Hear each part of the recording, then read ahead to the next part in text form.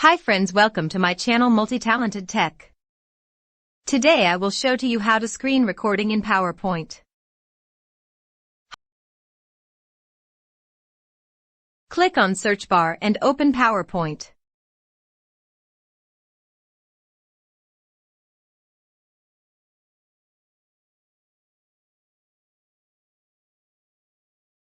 After opening PowerPoint, click on Insert and click on Screen Recording.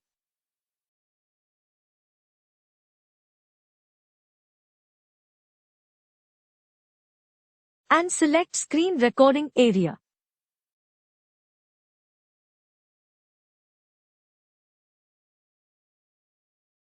After selecting click on Recording.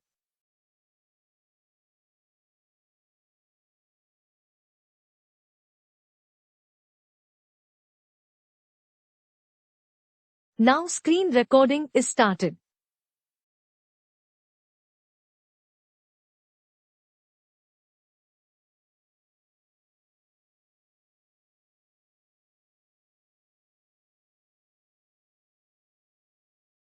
Screen recording was successfully completed.